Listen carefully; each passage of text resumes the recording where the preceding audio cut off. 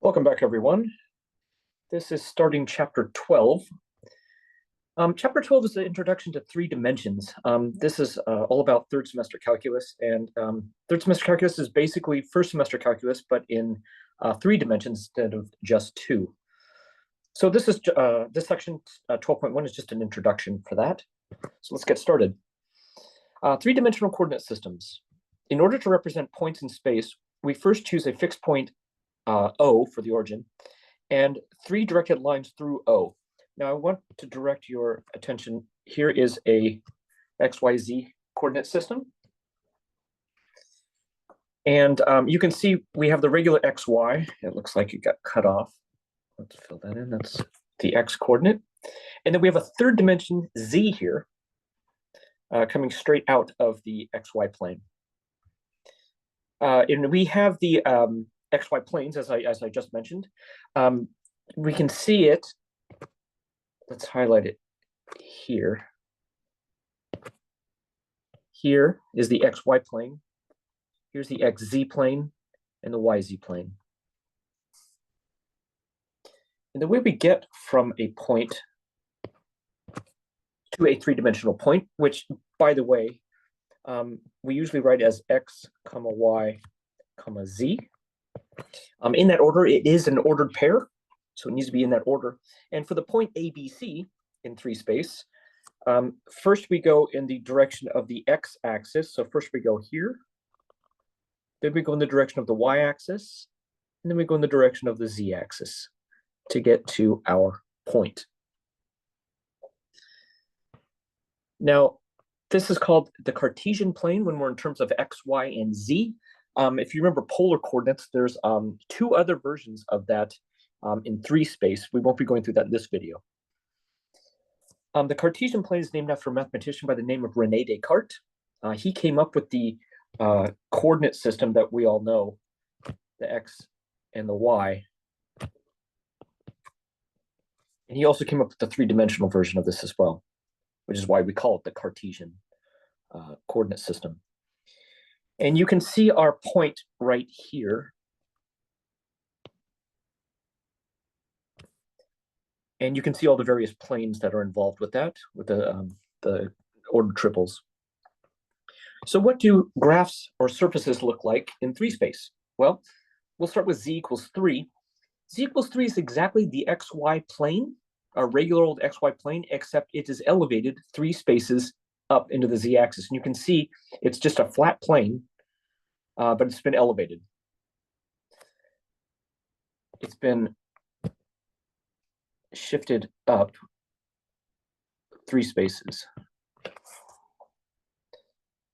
And the equation y equals 5 is going to be the XZ plane, but it's been shifted in the Y direction, positive Y direction, 5 spaces. Now, I have the two-dimensional one here on the far right, the C is underneath it, and it just looks like our regular old line y equals 5. Now, the three-dimensional version would mean that it is coming out of your paper. It's coming out of the page and going into the page. If you can, and then you would see the plane that you see in part B there. So let's take a look at another shape in three space. So part A, it says we have x squared plus y squared equals 1. That is the unit circle that we all know about. But it says we're going to elevate the unit circle up to z equals 3. And our figure 8 there is exactly that. It's the unit circle, but it's been raised up 3 spaces. So it literally has been elevated 3 spaces from the xy plane. Now, what does this look like, x squared plus y squared equals 1, in 3 space? Well, it's actually that same circle, but for all values of z. So it's empty. It's not a volume. It's just an area, and it goes up. And this particular picture, it looks like it ends at the xy plane. It does not. It actually keeps going down into the negative z values as well as the positive z values.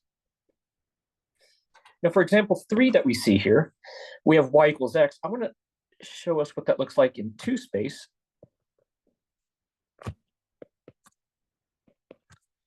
And this is going to be have a slope of 1 and a y-intercept of 0. So it's going to be exactly my diagonal line, like that. Now, again, picture that's coming out of your page and going into your page, and that is exactly what this line is. But again, we're going up and down. Again, this one looks like it ends at the XY plane. It does not. It continues down into negative Z values as well. All right, let's move on to the distance formula. You can see it's the regular distance formula, but we are now adding a third dimension part to it. So here is our formula for 3-space. And we are going to find the distance between these 2 points. So this is going to be the distance of PQ is going to be the square root of 1 minus 2 squared plus negative 3 minus negative 1 squared plus 5 minus 7 squared. And we are going to, by the way, this is just a variation of the Pythagorean theorem. This is negative 1 squared. Remember, when you square negative, you get a positive.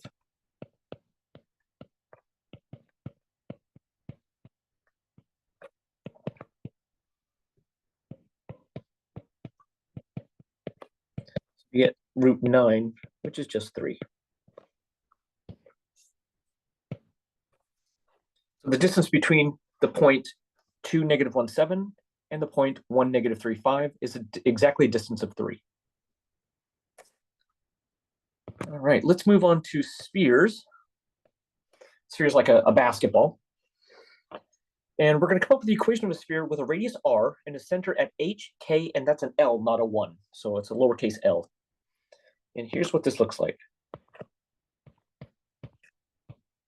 X minus h squared plus y minus k squared plus z minus l squared equals r squared.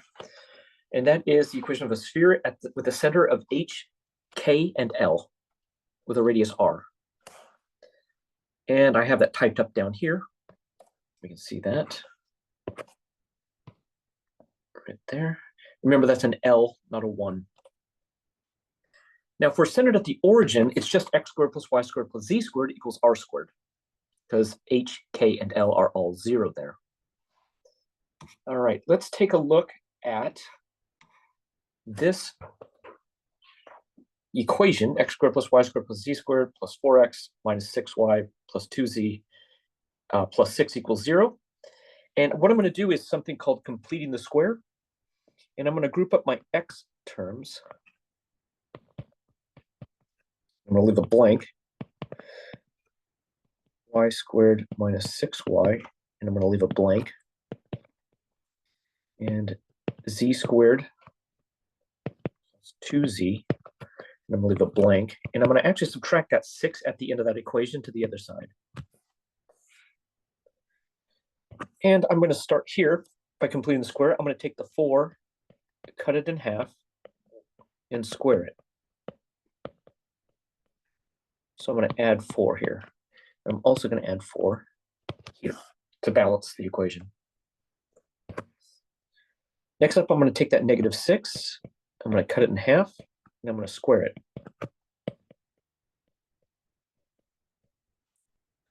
Remember, negative squared is a positive, so I'm going to be adding a 9 to both sides of the equation. And lastly, I'm going to take that 2. I'm going to cut it in half. I'm going to square it. I'm going to add 1 here. I'm going to add 1 here.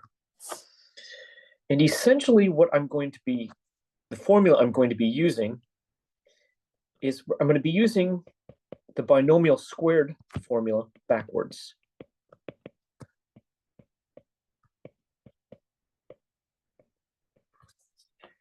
And basically, you see that 2 in that formula there. That's why we cut it in half, because it's exactly double the size. And we now have x plus 2 squared plus y minus 3 squared plus z plus 1 squared equals, and then negative 6 plus 4 plus 9 plus 1 gives us 8. And that means that our center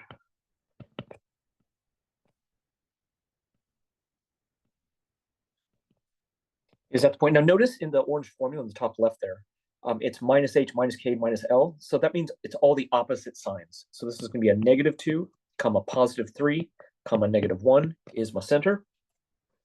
And my radius is going to be r equals the square root of 8. And if you want to simplify that, you can do 2 root 2. But both of those are the radius. So here we have our center. And we have a radius. And we have our equation above that. And lastly, what is the region in 3 space that's represented by 1 is less than or equal to x squared plus y squared plus z squared is less than or equal to 4. This is basically inside the sphere centered at the origin, inside with a radius of 2, and outside the sphere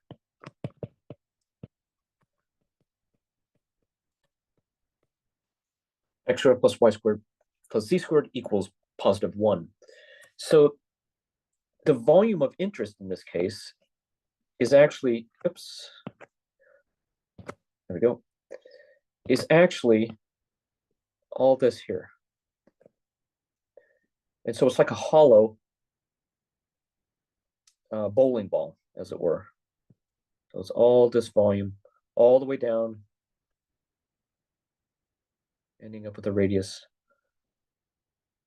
between 1 and 2. So that is what is represented by all of that. Thanks for watching. I hope it helped.